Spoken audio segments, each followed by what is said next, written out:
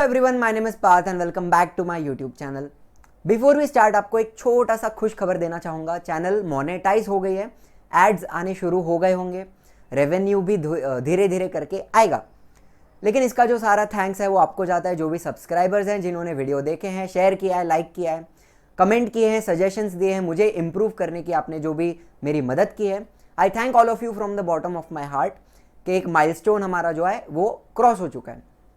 चलिए, तो ये हो गई दुनियादारी की बातें। पॉइंट पे आते हैं। एनवायरमेंटल मैनेजमेंट चैप्टर चल रहा है, SSC class 10 standard science 2 text book का चैप्टर नंबर 4। आज रहेगा इसका लेक्चर नंबर 3 एंड लेक्चर 3 में हम देखेंगे पेज 43 से 45 के बीच में आने वाले सारे टॉपिक, उसके ऊपर जो क्वेश्चंस टेक्स्ट बुक में दिए हैं एंड बोर्ड में आए हैं, उन सारी चीज़ों के बारे में बात करेंगे। इफ़ यू आर न्यू तो सब्सक्राइब कर देना, शेयर कर देना और लाइक भी करना। चलिए शुरू करते हैं। सबसे पहला टॉपिक देखेंगे सेक्रेड ग्रोव्स का। अभी ये भी टेक्सचुअल क्वेश्चन है, क्वेश्चन नंबर 3D। पहले ये दो शब्दों का मतलब समझ लीजिए। सेक्रेड मतलब पवित्र, कैसा पवित्र, एंड ग्रोव मतलब अ ग्रुप ऑफ ट्रीज या फिर एक एरिया ऑफ ट्रीज। पवित्र ट्रीज, सेक्रेड ग्रोव्स। तो भी इसका आंसर देखिए, the forest that is conserved in the name of God. भगवान के नाम पे जिस फॉरेस्ट को प्रोटेक्ट किया जाता है and it is considered to be sacred, उसको पवित्र माना जाता है, ऐसे फॉरेस्ट को हम बोलते हैं सेक्रेड ग्रोव। अब ये जो सेक्रेड ग्रोव है उसको किसने प्रोटेक्ट किया है? वहां पे रहने वाले जो भी लोग होंगे, ट्राइबल पीपल होंगे, विलेजर्स होंगे, उन्होंने प्रोटेक्ट किया है। तो हम क्या लिखेंगे? These are in fact sanctuaries. Sanctuaries मतलब एक protected area, conserved by the society. इसको किसने प्रोटेक्ट किया है? सोसाइटी ने किया है, and not by the government forest department. Government का इसमें कुछ हाथ पैर कुछ भी नहीं है, लोगों ने इन जगहों को प्रोटेक्ट किया हुआ है। अच्छा, तो as these places are conserved in the name of God, भगवान के नाम पे इनको प्रोटेक्ट किया है, मतलब इन जगह में कुछ स्पेशल प्रोटेक्शन मिलेगा। यहां पे ट्रीज को कट करना अलाउड नहीं है, एनिमल्स को हंट करना, उनको पोच करना बिल्कुल अलाउड नहीं है। कोई भी कॉमर्शियल एक्टिविटी, इंडस्ट्रियल एक्टिविटी जिससे पॉल्यूशन हो, एनवायरमेंट को हार्म हो, ये कुछ भी उधर अलाउड नहीं है। तो these places have a special protection. काफी सिंपल बात। एंड ये कहां पे मिलते हैं हमें? These clusters of thick forest are present not only in the western Ghats, सिर्फ वेस्टर्न घाट्स में नहीं है, वेस्टर्न घाट्स में तो हैं, but they are present in the entire country. आपको पूरे कंट्री में, पूरे इंडिया में बहुत सारी जगहों पे ये सेक्रेड ग्रोव्स, प्रोटेक्टेड फॉरेस्ट मिलने वाले हैं। कितने हैं? More than 13,000 sacred groves are found all over India. काफी सिंपल बात। सेक्रेड ग्रोव मतलब पवित्र ट्रीज जिनको भगवान के नाम पर प्रोटेक्ट किया जा रहा है, कंजर्व किया जा रहा है। बहुत अच्छी बात है। ये हो गया एक बात। अभी दूसरा सवाल जो है, next topic, how can biodiversity be conserved. ये भी टेक्सचुअल क्वेश्चन है, क्वेश्चन नंबर 6D। एग्जाम में भी पूछा गया था, मार्च 2019 के बोर्ड पेपर में आया था। So what is biodiversity? Biodiversity the variety of living organisms around us. घर से बाहर निकलो, प्लांट, एनिमल सब दिखेगा ना, तो ये जो वैरायटी है उसको बोलते हैं बायोडाइवर्सिटी। उसको कंजर्व कैसे करें, उसको बचाए कैसे? काफी सिंपल सा आंसर है, 6-7 पॉइंट्स हैं। सबसे पहली बात, protecting the rare species of animals. ऐसे कुछ एनिमल्स, ऐसे कुछ प्लांट्स जिनका पॉपुलेशन बहुत कम हो गया है, वो बहुत कम बचे हैं, रेयर हैं, तो उनको हमें कंजर्व करना है, उनको प्रोटेक्ट करना है। एक बात हो गई। दूसरी बात, establishing national parks and sanctuaries. अब ये नेशनल पार्क एंड सैंक्चुअरी क्या होता है? एक प्रोटेक्टेड एरिया होता है which is owned by the government, government के पास है, एंड वहां पे जितने सारे एनिमल्स होंगे, प्लांट्स होंगे, उनको प्रोटेक्ट किया जाएगा, उनको कंजर्व किया जाएगा। हंटिंग अलाउड नहीं है, ट्रीज कट करना अलाउड नहीं है, पोचिंग अलाउड नहीं है, हैवी फाइन पड़ेगा, आप जेल भी जा सकते हो। लेकिन कुछ लोग होते हैं जो छूट जाते हैं, समझ रहे हो ना? ठीक है, ये हो गया नेशनल पार्क एंड सैंक्चुअरी। ठीक है, बहुत सारे एनिमल्स हैं जिनको वहां पे प्रोटेक्ट किया जाएगा। तीसरी बात, डिक्लेयरिंग सम रीजन्स एज बायो रिजर्व्स। अभी बायो रिजर्व भी एक जगह है, एक एरिया है जहां पे एनिमल्स को और प्लांट्स को प्रोटेक्ट किया जाएगा। तो अभी आप पूछोगे सर नेशनल पार्क में एंड बायो रिजर्व में फर्क क्या है? फर्क है, थोड़ा ही है, छोटा सा है, बट है। नेशनल पार्क में मैं कोई बाहर का एनिमल का स्पीशीज इंट्रोड्यूस कर सकता हूं। इमेजिन करो एक एनिमल है जो एंडेंजर्ड है, उसका पॉपुलेशन कम है, तो उस एनिमल को मैं नेशनल पार्क में लेके आकर वहां पे प्रोटेक्ट कर सकता हूं। काफी सिंपल। लेकिन बायो रिजर्व जो है, बायो रिजर्व के अंदर मैं कोई बाहर का एनिमल एक्स्ट्रा स्पीशीज लाके इंट्रोड्यूस कर सकता नहीं हूं। क्यों? बिकॉज अगर कोई नया एनिमल आ गया या फिर कोई नया प्लांट आ गया तो ये बायो रिजर्व का इकोसिस्टम जो है वो डिस्टर्ब हो जाएगा, यहां का फूड चेन डिस्टर्ब हो जाएगा। तो बायो रिजर्व में सबसे बड़ा इंपॉर्टेंट पॉइंट क्या है? इकोसिस्टम को बैलेंस्ड रखना है, उसको डिस्टर्ब होने नहीं देना है। नेशनल पार्क के अंदर मैं कोई नया स्पीशीज लेके आ सकता हूं, यहां पे लेके आ सकता नहीं हूं। ये हो गया सबसे बड़ा difference between a national park and a bio reserve. बात समझ में आई है कि नहीं है? नेक्स्ट पॉइंट देखते हैं, point number D, projects for conservation of special species. बहुत सारे एनिमल्स हैं जिनका पॉपुलेशन कम हो रहा है, एंडेंजर्ड हैं, कभी भी एक्सटिंक्ट हो सकते हैं। तो उनका पॉपुलेशन वापस बढ़ाने के लिए कुछ प्रोजेक्ट्स हमारे गवर्नमेंट ने स्टार्ट किए हैं एंड कर रही है, कोशिश हो रही है उनको वापस रिवाइव करने की, उनको बचाने की। सिंपल सी बात। चलिए, ई बोलता है conserving all plants and animals. बस सिंपल, जितने भी सारे प्लांट्स हैं, एनिमल्स हैं, उनको हार्म मत कीजिए, उनको बचाने की कोशिश कीजिए, प्रोटेक्ट करने की कोशिश कीजिए। फिर पॉइंट एफ बोलता है ऑब्जर्विंग द रूल्स। मगर मतलब अगर बोला गया है एक एरिया है जहां पे ट्रीज कट करना अलाउड नहीं है, एनिमल्स को मारना अलाउड नहीं है, हंटिंग, पोचिंग, डिफॉरेस्टेशन कुछ भी अलाउड नहीं है, लेकिन फिर भी बहुत सारे लोग हैं जो ब्राइबरी, रिश्वत देकर इलीगली वहां पे जाके ट्रीज कट करते हैं, हंटिंग करते हैं अपने मजे के लिए, शौक के लिए। तो ये सारी बहुत सारी गलत चीजें जो हैं वो इंडिया में हो रही हैं, and because of which environment harm हो रहा है, एनिमल्स मर रहे हैं, एंडेंजर हो रहे हैं, एक्सटिंक्ट हो रहे हैं। तो हमें रूल्स को ऑब्जर्व करना है, we have to follow the rules जो गवर्नमेंट ने बनाए हुए हैं, जो वर्ल्ड में डिक्लेयर किए गए हैं। Are you following? सिंपल सी बात। अच्छा, लास्ट पॉइंट क्या बोलता है, देखो, maintaining record of traditional knowledge. अभी इंडिया में वी हैव एक बहुत कस्टम है हमारा आयुर्वेदा का, बहुत ट्रेडिशनल नॉलेज है हमारे पास आयुर्वेदा की, लेकिन बहुत बार ऐसा हुआ है कि वो नॉलेज धीरे धीरे we are losing that knowledge. बहुत सारे इंपॉर्टेंट डॉक्यूमेंट्स कुछ हैं जो एंशियंट नॉलेज है वो लूज हो गई है, वो हम भूल चुके हैं। तो अभी हमारे पास जितना एंशियंट नॉलेज बचा हुआ है उसको हमें मेंटेन करना है, सो दैट आगे आने वाली जो जनरेशंस हो उनको भी उसका हेल्प हो। ठीक है, काफी simple. We have to maintain the records of our traditional knowledge. हमारा जो ट्रेडिशन है आयुर्वेदा का उसको हमें बचा कर रखना है, प्रिजर्व करना है। एक एग्जांपल दे रहा हूं आपको। चलिए, तो ये हो गया सारा बायोडाइवर्सिटी कंजर्वेशन का बात। अभी इसके आगे कुछ सिंबल्स दिए हुए हैं जिसका आपको मीनिंग लिखना है एंड उसके बारे में आपको एक दो पॉइंट्स बताने हैं। अभी ये सिंबल ले लो, इसका मतलब क्या होता है भाई? Waste management. जो भी कचरा है वो भाई डस्टबिन में फेंकिए, रास्ते पे फेंकना, रास्ते पे थूकना, गंदगी फैलाना अलाउड नहीं है। सारा कचरा डस्टबिन में जाना चाहिए एंड प्रॉपरली मैनेज होना चाहिए। सिंपल। दूसरी बात, एक वाटर का ड्रॉप है जो नल बंद कर रहा है, सेव वाटर। इसका मतलब है भाई पानी का कमी है, बहुत सारे लोग हैं जिनको पानी नहीं मिल पा रहा है, तो आपको अगर मिल रहा है पानी एंड आप उसको वेस्ट कर रहे हो तो बहुत बुरी बात है, सेव वाटर। फिर ये जो प्लग है एंड उसके एक साइड पे ऐसा दो पत्ता हुआ है, दिस मीन्स सेव एनर्जी। अगर आप संडास जाके आए एंड आपने लाइट बंद नहीं किया तो आप एनर्जी को वेस्ट कर रहे हो, इलेक्ट्रिसिटी को वेस्ट कर रहे हो। आप रूम के बाहर चले गए, पंखा चालू, लाइट चालू, तो ये सारी चीजें बंद करनी है, एनर्जी को बचाइए। सिंपल सी बात। फिर ये जो सिंबल है, this means reuse and recycle. जो भी प्लास्टिक का वेस्ट होता है उसको रीयूज कीजिए, रिसाइकल कीजिए, रास्ते पे फेंक कर गंदगी ना करें, कृपया करके गंदगी ना करें। फिर दो हाथ हैं, एक बूंद गिर रहा है, अगेन सेव वाटर इसका मतलब है। फिर ये जो साइकिल है इसका मीनिंग है सेव फ्यूल। भाई साइकिल पे जाओगे, पेट्रोल बचेगा, डीजल बचेगा, जो भी है, नेचुरल गैस बचेगी, तो जितना ज्यादा हो सके फ्यूल को बचाइए। ठीक है। फिर ये जो सिंबल है इसका मतलब है सोलार पैनल। जितना ज्यादा सोलार एनर्जी हम यूज करेंगे, देखो अभी सोलार एनर्जी यूज करते हैं बहुत सारे लोग, लेकिन it is still quite expensive, महंगा आता है सोलार पैनल। तो लेकिन धीरे धीरे करके अभी सोलार पैनल का यूज बढ़ रहा है, बहुत सारे लोग यूज करना चालू किए हैं। तो जितना ज्यादा सोलार एनर्जी यूज होगा उतना ज्यादा हम फ्यूल बचा सकते हैं, उतना हम कोल बचा सकते हैं। ठीक है बच्चों, ये हो गए सारे सिंबल्स जितने भी हैं।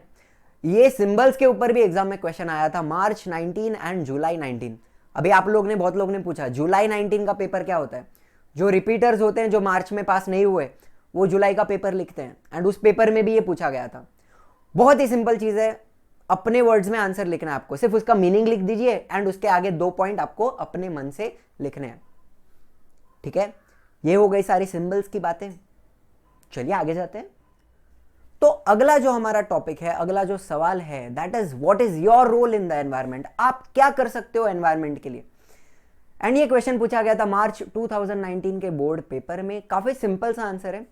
अब देखिए, पूरे दुनिया में प्रॉब्लम्स हैं, एनवायरमेंटल प्रॉब्लम्स हैं, क्लाइमेट चेंज हो रहा है, पॉल्यूशन है। आप सब जगह जाकर चेंज तो नहीं कर सकते, लेकिन आप अपने लेवल पे क्या कर सकते हो एनवायरमेंट को बचाने के लिए, उसके बारे में बात करनी है। सबसे पहली बात, control, preventing the harm, stopping the harmful activities. आप जो हार्मफुल एक्टिविटीज कर रहे हो उनको आप पहले स्टॉप कीजिए। रास्ते पे कचरा फेंक देना, वहां पे करके पिचकारी तंबाकू खा के मार देना, ये सारी चीजें जो एनवायरनमेंट को गंदा कर रही है उसको स्टॉप कीजिए। अगर आपकी गाड़ी में से काला काला काला धुआं निकल रहा है एग्जॉस्ट में से, तो आपका गाड़ी खराब हो गया है, उसको रिपेयर कीजिए, मेंटेनेंस कीजिए, तो काला धुआं ना निकले, पॉल्यूशन ना हो। तो आप पर्सनल लेवल पे जितना कंट्रोल कर सकते हो, जितना प्रिजर्व प्रोटेक्ट कर सकते हो, वो कीजिए। दूसरी बात, प्रोडक्शन। देखिए, revival of harmed factors of the environment. अभी आपको एक छोटा सा एग्जाम्पल देता हूं। मुंबई में देयर इज अ वर्सोवा बीच। अभी जितने लोग महाराष्ट्र में से, बाकी जगहों में से देख रहे हो वीडियो, गूगल करना वर्सोवा बीच, उसके आपको फोटोज मिलेंगे। एक टाइम ऐसा था वो पूरा बीच कचरे से भरा हुआ था। अगर आप बीच पे जाओगे तो घुटने तक कचरा आता था, इतना ज्यादा वेस्ट वहां पे डंप किया गया था बाय द पीपल। लेकिन फिर बहुत सारे लोग जुड़े, कुछ लोगों ने जो भी है अपने तरफ से कोशिश शुरू की उस एरिया को साफ करने की, बीच को साफ करने की। धीरे धीरे टाइम गया, 1 साल लगा, 2 साल लगा, लेकिन after a lot of time वो पूरा कचरा, पूरा बीच साफ कर दिया। अभी वो जो हार्म्ड फैक्टर था एनवायरनमेंट का, दबा हो चुका था, डिस्ट्रॉय हो चुका था, उसको हमने रिवाइव किया है। वैसे ही अगर एक रिवर है जो बहुत ज्यादा पॉल्यूट हो गई है, लेक है जहां पे बहुत ज्यादा गंदगी है, तो उन चीजों को रिवाइव करना है, उन चीजों को साफ करना है। Are you understanding. दूसरी बात बोली है अटेम्प्टिंग इनोवेशन। मतलब अभी ऐसे बहुत सारे लोग हैं जिन्होंने नया टेक्नोलॉजी डेवलप किया है प्लास्टिक को रीयूज करने का, रिसाइकल करने का। एंड ऐसा भी टेक्नोलॉजी आ रहा है जो प्लास्टिक को रिप्लेस कर देगा, बायोडिग्रेडेबल प्लास्टिक बना देगा, ऐसा प्लास्टिक जो डिकम्पोज हो जाएगा। सो ऐसा बहुत सारा नया टेक्नोलॉजी है जो डेवलप हो रहा है, इनोवेशन है जो आ रहा है। ठीक है बच्चों, फिर बात करते हैं अवेयरनेस की। लोगों को पता है कि क्लाइमेट चेंज हो रहा है, एनवायरमेंटल प्रॉब्लम है, लेकिन उनको यह नहीं पता कि उसको प्रोटेक्ट करने के लिए क्या किया जाए। तो उनको प्रॉपर एजुकेशन, उनको प्रॉपर गाइडेंस दिया जाना चाहिए। अभी एक सिंपल बात आपको बताऊं, अगर आपको कोई दिख रहा है रास्ते पे जो कचरा फेंक रहा है, तो is it your responsibility to stop that person, या फिर सिर्फ उसको टोकिए कि रास्ते पे कचरा मत फेंको, मेरे को दे दो, मैं फेंक देगा डस्टबिन के अंदर। सो उतना अवेयरनेस आप पर्सनल लेवल पे स्प्रेड कर सकते हो। ठीक है, थोड़ा ही हेल्प होगा, लेकिन हेल्प तो होगा एनवायरमेंट को। दूसरी बात, prevention. Again, preventing possible harm, preventing the factors that are harmful to the environment, same चीज हो गई, कंट्रोल के जैसा ही है। अपने लेवल पे आप जितना ज्यादा प्रिवेंट कर सकते हो हार्म, वो कीजिए। फिर आता है बात कंजर्वेशन का। Conserving the available resources, preserving whatever has been left over. पानी बचाइए, बिजली बचाइए, पेट्रोल है, डीजल है, पब्लिक ट्रांसपोर्ट यूज करो, साइकिल पे जाओ, चल के जाओ, उतना ज्यादा नेचुरल रिसोर्सेज को बचाओ, सो दैट फ्यूचर जनरेशंस जो है उन तक कुछ तो पहुंचे, उनको कुछ तो मिले। बात समझ में आ रहे हो? तो ये सारे पॉइंट है, इनके बारे में आप अपने वर्ड्स में भी थोड़ी चीजें लिख सकते हो, कुछ भी डिफिकल्ट नहीं है। Your role in the environment. चलिए तो बात करते हैं हॉटस्पॉट्स ऑफ बायोडाइवर्सिटी की। वाईफाई का हॉटस्पॉट नहीं है ये बायोडाइवर्सिटी का हॉटस्पॉट है। ये भी टेक्सचुअल क्वेश्चन है, क्वेश्चन नंबर 6F। एंड ये बहुत ही इंटरेस्टिंग चीज है, ध्यान से सुनना। देखिए, सबसे पहली बात, biodiversity hotspot is a region, एक एरिया है वो जहां पे it is a reservoir of biodiversity. मतलब उस एरिया में बहुत सारा बायोडाइवर्सिटी है, बहुत सारे प्लांट्स हैं, बहुत सारे एनिमल्स हैं, but that area is threatened with destruction. मतलब वो एरिया में बहुत सारे प्लांट्स एंड एनिमल्स तो हैं, लेकिन वो एरिया अंडर थ्रेट है ह्यूमन एक्टिविटी से, हम उसको डिस्ट्रॉय कर रहे हैं। आपको पता है एक एरिया को हॉटस्पॉट कब माना जाता है? जब उस एरिया का 70% प्लांट्स ऑलरेडी मर चुका है। मतलब एक इमेजिन करो, एक फॉरेस्ट हुआ करता था जहां पे बहुत सारे प्लांट्स हैं, बहुत सारे एनिमल्स थे, लेकिन उस फॉरेस्ट को हमने डैमेज किया, हमने थ्रेटन किया, एंड धीरे धीरे करके उस फॉरेस्ट का 70% नेचुरल वेजिटेशन, मतलब 70% प्लांट्स वहां के ऑलरेडी खत्म हो गए हैं, तब उस एरिया को हॉटस्पॉट ऑफ बायोडाइवर्सिटी बोला जाता है। हॉटस्पॉट मतलब क्या? एक बहुत ही ज्यादा सेंसिटिव स्पॉट है जिसको अगर बचाया नहीं गया तो वो भी खत्म हो जाएगा, एंड वहां पे जितना सारा प्लांट्स है वो एक्सटिंक्ट हो जाएगा, एनिमल्स हैं वो सारे मर जाएंगे। बात समझ रहे हो हॉटस्पॉट क्या होता है? तो ऐसा कितना हॉटस्पॉट्स अभी है? There are 34 highly sensitive biodiversity spots reported all over the world. पूरे वर्ल्ड में ऐसे कितने स्पॉट हैं? 34 हॉटस्पॉट्स हैं। समझ रहे हो बात क्या याद रखनी है? वहां पे बहुत सारी बायोडाइवर्सिटी है, लेकिन अंडर डिस्ट्रक्शन, अंडर थ्रेट है। समझ रहे हो? अच्छा, अभी एक बात बताता हूं। Such areas had once occupied 15.7% area of the earth. एक टाइम पे, एक जमाने में ऐसे एरियाज जो हैं हॉटस्पॉट्स, उन्होंने कितना एरिया कवर किया था? 15.7% एरिया ऑफ द अर्थ। लेकिन हमने उसको डिस्ट्रॉय किया, हमने बहुत सारे हॉटस्पॉट्स को ऑलरेडी खत्म कर दिया है। So at present 86% of the sensitive areas are already destroyed. तो कितने बचे? ओरिजिनल कितने थे? 15.7%। अभी कितना बचा है? Only 2.3% area of the earth has been left over with sensitive spot. सिर्फ 2.3% एरिया में ही हॉटस्पॉट बचा है। लेकिन आपको एक बात बताऊं, उस 2.3% एरिया में बहुत सारा बायोडाइवर्सिटी अभी भी प्रेजेंट है। कितना है? सुनो, it includes almost 1,50,000 plant species which are 50% of the world count. मतलब अगर मैं आपको बोलूं पूरे वर्ल्ड में 3 लाख प्लांट स्पीशीज हैं। कितनी? 3 लाख। उसमें से 1,50,000 प्लांट स्पीशीज आपको उस 2.3% एरिया में मिलती है। इतने से एरिया में कितना ज्यादा बायोडाइवर्सिटी है वो आप सोचिए। एंड अगर वो हमने डिस्ट्रॉय कर दिया तो बहुत सारे प्लांट्स हैं जो एक्सटिंक्ट हो जाएंगे, बहुत सारे एनिमल्स हैं जो एक्सटिंक्ट हो जाएंगे। समझ रहे हो हॉटस्पॉट क्या होता है? बहुत ही सेंसिटिव एरिया है जो अंडर थ्रेट है। सिंपल। चलिए इंडिया की बात करते हैं। As far as India is concerned, India में 135 एंडेंजर्ड स्पीशीज ऑफ एनिमल्स हैं। कितनी है? 135। उसमें से 85 स्पीशीज जो है they are found in the jungles of eastern region. India का जो ईस्टर्न पार्ट है, वहां के जो जंगल है, वहां पे 85 एंडेंजर्ड स्पीशीज आपको मिलेंगी। दूसरी बात, about 1500 endemic plant species are found in the Western Ghats. अभी वेस्टर्न घाट जो है, जो सह्याद्री माउंटेन रेंज आता है इंडिया के वेस्ट में, वहां पे आपको 1500 एंडेमिक प्लांट स्पीशीज मिलेंगी। एंडेमिक मतलब क्या पता है? ऐसा प्लांट्स जो सिर्फ वेस्टर्न घाट्स में मिलेगा, पूरे वर्ल्ड में और किधर भी नहीं है, सिर्फ वेस्टर्न घाट में ही मिलेगा। ऐसे प्लांट को एंडेमिक प्लांट स्पीशीज बोलते हैं। समझ रहे हो? कहां पे है ये? वेस्टर्न घाट में 1500 ऐसा प्लांट है जो पूरे वर्ल्ड में और किधर भी नहीं है। सिंपल। चलिए, एंड एक लास्ट बात, out of the total plant species in the entire world 50,000 species are found in India. अगर मैं बोलूं पूरे वर्ल्ड में 3 लाख प्लांट स्पीशीज है, तो उसमें से 50,000 कहां पर हैं? इंडिया में मिलती हैं। इतना सा इंडिया हमारा छोटा सा है ना as compare to the world, लेकिन उतने भी इंडिया में कितना ज्यादा बायोडाइवर्सिटी दिखने मिल रहा है वो आप समझिए। 50,000 species are found in India. ठीक है बच्चों? चलिए तो बात करते हैं 3 endangered heritage places of the country. ऐसा 3 जगह के बारे में आपको बताऊंगा जो अंडर थ्रेट हैं। चलिए, the Western Ghats that are spread over the states. Western Ghat किधर किधर है? सबसे पहला गुजरात से स्टार्ट होता है, फिर आता है महाराष्ट्र, गोवा, तमिलनाडु एंड केरला, ये जो पूरा रीजन है वहां पे है वेस्टर्न घाट्स, एंड वो जो है Western Ghats it is under threat because of mining industry and search for natural gas. तो ये सारी जो ह्यूमन एक्टिविटीज वहां पे हो रही हैं वो उस एरिया को थ्रेट में डाल रही है, वहां के जो एनिमल्स हैं, वहां का जो बायोडाइवर्सिटी है उसको अंडर क्या बोलते हैं डिस्ट्रॉय कर रही है। चलिए, तो क्या क्या डिस्ट्रॉय हुआ?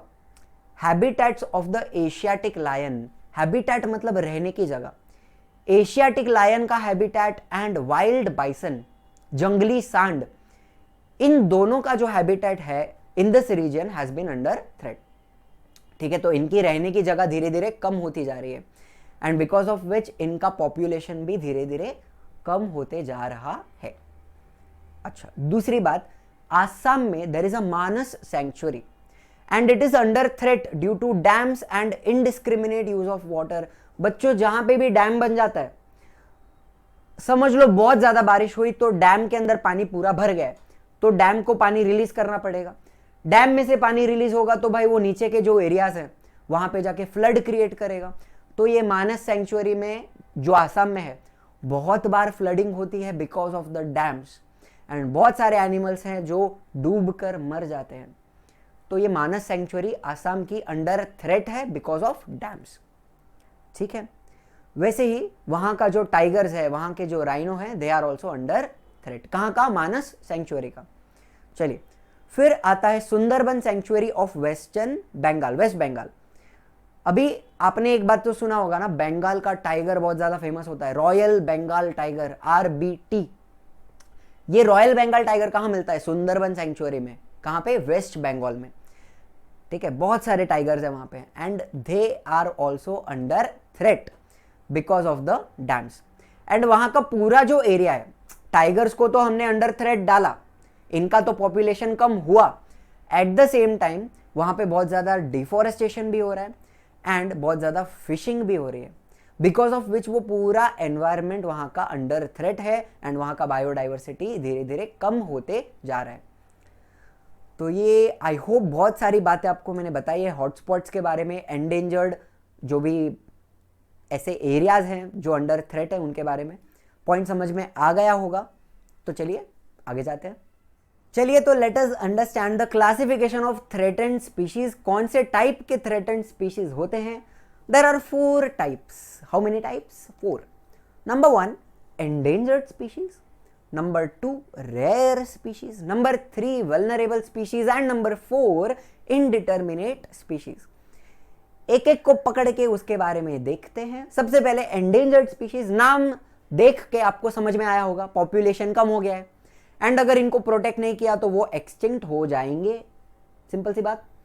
तो देखो, either number of this organisms is declined, उनका पॉपुलेशन कम हो गया है, और देयर हैबिटेट इज श्रंक, मतलब उनका जो रहने का जगह था वो हमने डिस्ट्रॉय कर दिया है, उनका जो हैबिटेट है वो छोटा हो गया है, to such an extent that they can become extinct in the near future. अगर इनको नहीं बचाया तो क्या हो जाएंगे?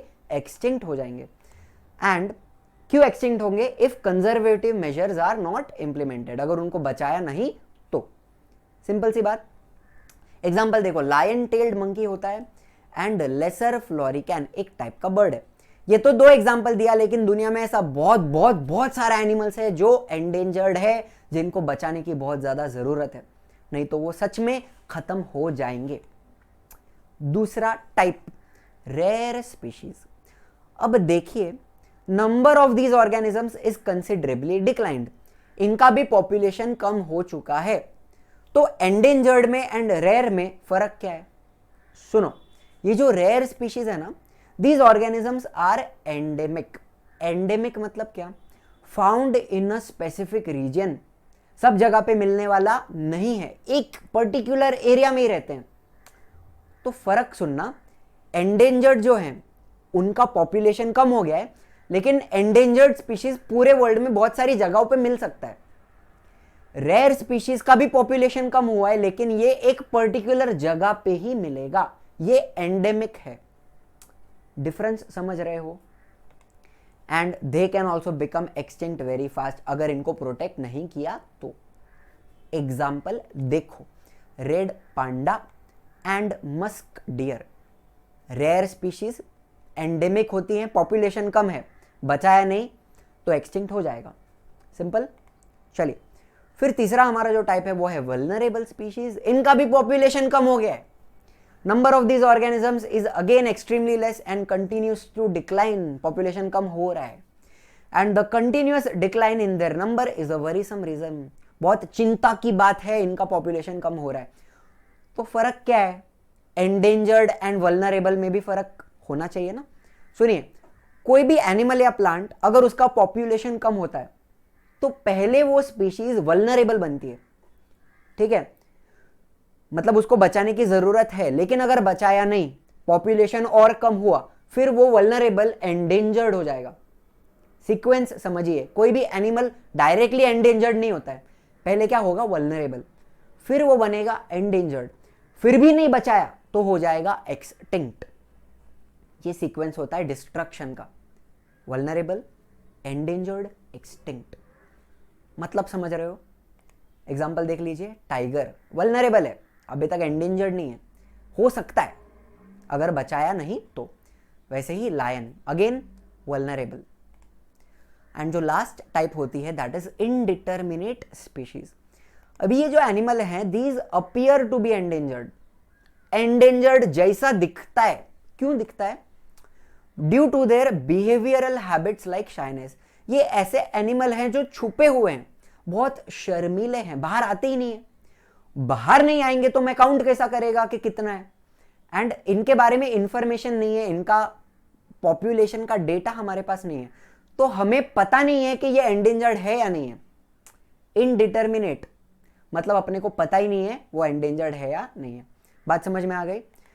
तो we don't have a proper definite substantial information about these organisms, that is why they appear to be endangered, लेकिन हो भी सकते हैं और नहीं भी हो सकते, छुपे हुए हैं, बहुत ही शर्मीले हैं। एग्जाम्पल देख लीजिए, जायंट स्क्विरल, शिखरू। ठीक है बच्चों, तो ये हो गए 4 टाइप के थ्रेटन्ड स्पीशीज। कौन से थे भाई, endangered, rare, vulnerable and indeterminate. चारों में डिफरेंस आपको मैंने बताया है, आई होप समझ में आया है। चलिए आगे जाते हैं, बात करते हैं about the Chipko movement of Bishnoi. ये क्वेश्चन भी आपके टेक्स्ट बुक में दिया हुआ है, क्वेश्चन नंबर 3B। इसका आंसर टेक्स्ट बुक में नहीं है, मुझे मेरे हिसाब से जो इन्फॉर्मेशन मिली उसके ऊपर मैंने प्रेजेंटेशन बनाया है, एंड इसका आंसर आप अपने वर्ड्स में भी लिख सकते हो। तो एक कहानी के जैसे इसे सुन लीजिए, अपने वर्ड्स में लिख देना, ठीक है बच्चों। काफ़ी सैड सी स्टोरी है, आपको बताता हूँ। अभी राजस्थान में एक विलेज है Khejarli. Khejarli is the village in Rajasthan where Bishnoi community is located. वहां पे बिश्नोई पीपल रहते हैं, उनका कम्युनिटी रहता है। अभी खेजारली का नाम खेजारली क्यों पड़ा, because of the Khejri trees.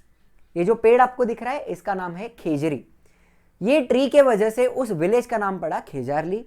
And जो बिश्नोई कम्युनिटी है उनके लिए ये ट्री बहुत ही ज्यादा इंपॉर्टेंट होता है, सेक्रेड माना जाता है, इसको कट करना बिल्कुल भी अलाउड नहीं है, ठीक है। तो अब ये जो कहानी है ये है 1730 AD की। वो टाइम पे जो राजा था उन्होंने कुछ लोग भेजे ट्रीज को कट करने के लिए, फॉरेस्ट को कट करने के लिए, एंड बिश्नोई कम्युनिटी के लिए वो ट्रीज बहुत ज्यादा इंपॉर्टेंट है। तो एक लोकल रेसिडेंट थी, वहां की विलेजर थी अमृता देवी, उन्होंने जाके ट्री को सीधा गले लगा लिया एंड बोली कि ट्रीज को मैं नहीं काटने दूंगी, अगर आपको ट्री काटना है तो आपको मुझे भी काटना पड़ेगा, मैं मेरा लाइफ सैक्रिफाइस कर देगी इस ट्री के लिए, तो do what you want, but मैं ट्री को छोड़ेगी नहीं, you can't cut the tree. तो वो जो लोग आए थे वहां पे उन्होंने एक्चुअली में अमृता देवी का मर्डर कर दिया। She was killed with the axes that were brought to chop off the tree। जिन एक्स से ट्रीज को काटना था उन्हीं एक्स से अमृता देवी का भी वहां पे मर्डर हो गया।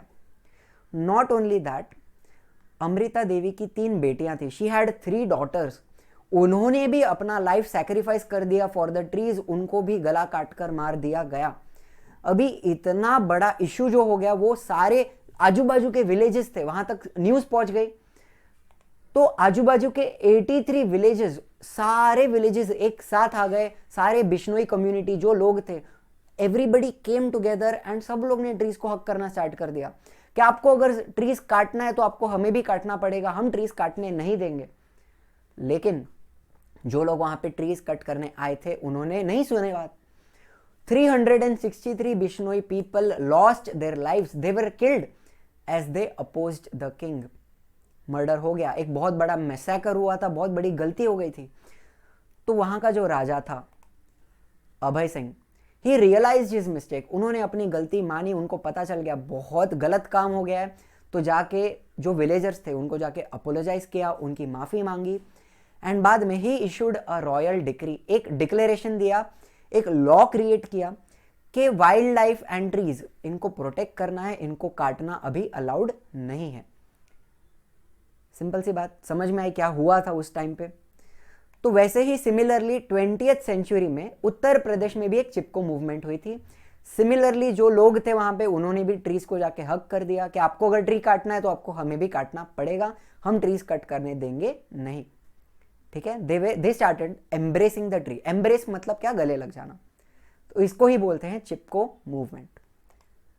चलिए, तो ये हो गई सारी एनवायरमेंटल मैनेजमेंट की बातें। This was the last lecture. I hope आपको समझ में आया है, एनवायरमेंट के लिए आप में थोड़ा सा प्यार अंदर आया होगा शायद। आपको अगर मज़ा आया है लेक्चर में, लाइक कर देना, एक शेयर बनता है। अगर आप नए हो तो सब्सक्राइब कर देना।